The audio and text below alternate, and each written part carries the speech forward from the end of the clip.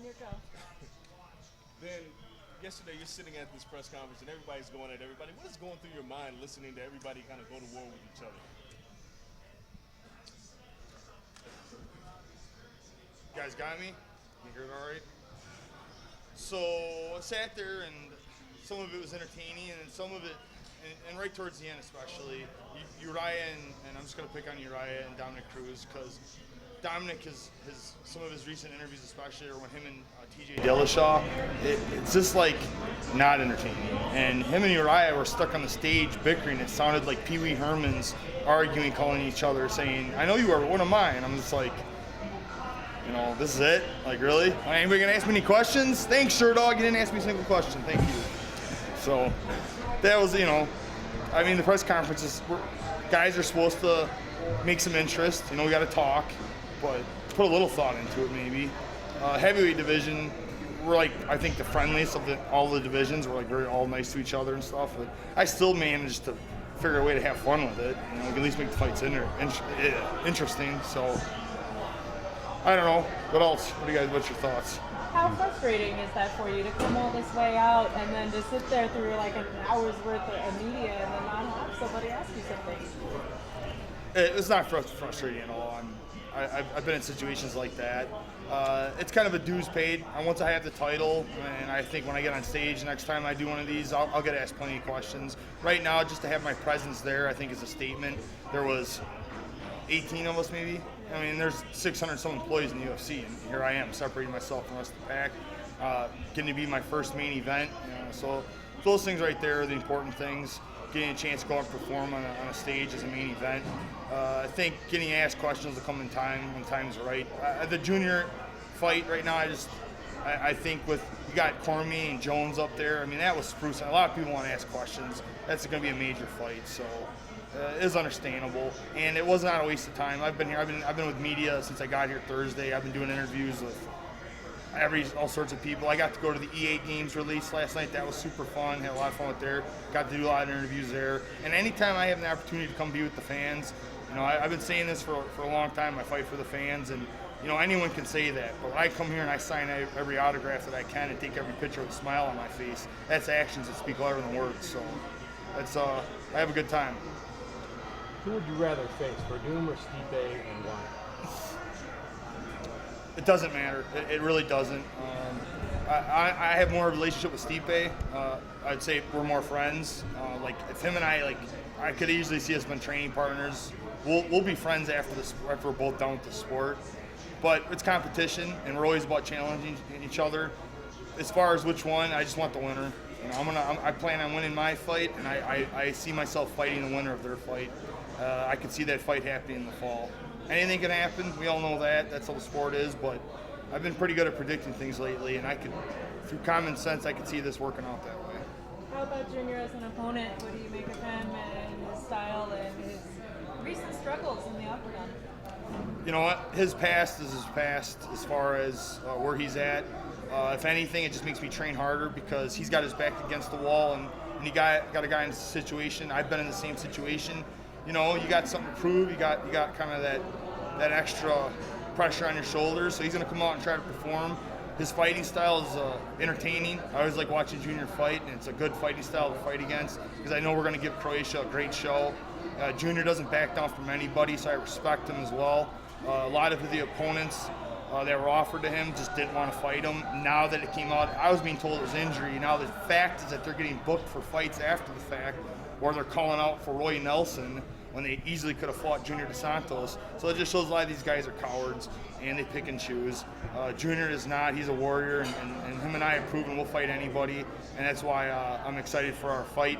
I know it's going to be a great show, and we're going to go over into Europe. We're going to help build the UFC presence there, and I'm excited for it. And for the fight, as far as him, it's just look at the guy's accomplishments. He has a whole country behind him. He's got, you know, all South America believes that he can win, and they're behind him. So that's what's going to make this such a great fight. And the guy's done a lot. And the three guys that are ranked in front of me, he's beat them all. So that's why this fight means a lot to me. This fight means more to me personally than anything. I told everyone after my last fight that, you know, I have my number one priority is taking out these top guys. So UFC said, oh yeah, and they called up and said, you know, you want to back that up? And I said, absolutely. So 5 weeks, main event. Did you ever think in your career you'd be fighting in Croatia? Nope, I never thought about it. I never thought I'd went to Ireland. Never thought I fought in South America. Never thought I was going to fight in Japan, and all these things have happened. Now but the sport has made me very open-minded. Anything's possible, anything can happen, and it continues to do that. That's how the sport works. So I just do my very best to prepare for anything. Fighting in the United States, yeah, it's a little bit easier for me, but an opportunity to go to Croatia, it's good because Junior's having to travel there too. I'm traveling there too, so I feel like it's a neutral ground, and the atmosphere is going to be awesome. I got to go spend some time there. The Croatian fans are amazing, and just Europe in general is just a huge fan base that we're just starting to tap into, and I'm excited to be a part of this growth. Ben, you've had a couple of amazing submissions recently. How much of that do you attribute to new skills in grappling, and how much do you attribute to just pure strength in grappling? So I'll just let you guys know what the go-go choke a little bit. Some people don't know anything about the choke. Obviously, it's newer. My submission skills, this is 16 years in the making. It took me 10 years of developing the foundation, 6 years of the military camp, my 5 years prior to that. I've been developing myself to even understand what Luis is trying to teach me. Took 10 years. Then once he started showing me, it took another 5 years of working all this stuff to the point where I'm bringing it in the cage and using it effectively. We have a full arsenal. We're ready to fight off our back, to fight on top. It's just that's what makes me so confident and strong. So I know I can win the fight anywhere the fight goes. But the go-go choke, I'll explain. Luis is 130 pounds. He submits guys bigger than me, guys his own size, everyone. Our rule of jiu-jitsu is if it doesn't work against anyone, it's no good. We don't use it. So the choke has nothing to do with strength. It's all technique, and that's why it's so powerful. Does that mean there's some other tricks you have up your sleeve that you haven't showed us yet that you've been learning over the years? It's like, that's an understatement to ask me if there's any more tricks. There's a list. I couldn't tell you off the top of my head how many different submissions I can apply to win a fight. So I'm extremely dangerous, and I have no problem. If Werdum wants, I'll lay down on my back, he can hop in my guard. I'm very confident I'll submit him. And, if that fight happens, remember me saying this. Is there any more pressure to get the finish in this fight with the fact that, like you said, the title shot could be on the line, or do you think regardless, even if you get a decision, you'll still get a title shot? That's something that I don't have to put much thought into because my record speaks for it. I have 33 finishes out of 36 wins. I don't think about finishes. They happen. Are you worried about the winner of Werdum and a loss might leapfrog to you guys? Had I not taken a fight and Overeem was going to fight Andre Arlovski, yeah, if I just sat, placed it, and was waiting, then things could have changed. The fact that I took this fight, I'm staying active. I think I'm going to stay a step ahead of Overeem. As long as Overeem can keep winning, he doesn't get knocked out by Arlovski. He keeps winning, and I'm going to perform like I say, and I'm going to get the title. I could see Overeem being my first title defense. You think it's a little weird at all that you're fighting a guy in Junior Dos Santos who's coming off a loss, Overeem's fighting a guy in Arlovski who's coming off a loss? Do you think that maybe they should have gone with the rematch with you and Overeem? Yeah, there was talk of it. It looks like when you look at it on paper, Junior and Arlovski probably should have fought, both coming off a loss. Me and Overeem should have rematched. We're both on a win streak. That's the sport, though. It makes no sense. And the way I look at it is all four of us are top guys. Coming off a win or a loss, it doesn't matter. We all have the credentials to back our names, and the fights are meaningful. That's the way it is. So there's one guy that's lurking around there that's came last week. It seems like that's a fight that you definitely would want to have back. If the opportunity presented itself with stranger things have happened with the champion getting hurt or something like that, would you want to take that fight before a title shot? I'm not sure. Like I said, I think this fight's going to set me up for my title shot. But, if the champ gets injured and doesn't want to fight and then Kane comes back and this fight needs to happen, fine.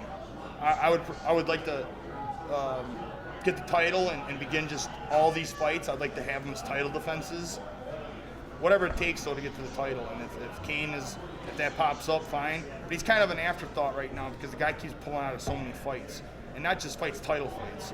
If we look at pulling out of a fight as a fight, his last 3 fights is he's pulled out, he lost, and he pulled out. That's his last 3 fights. So at least Junior steps in and fights. That's why I'm fighting you. Junior shows up to fight. Junior's had some injuries, but he doesn't ever accept the fight while he's injured.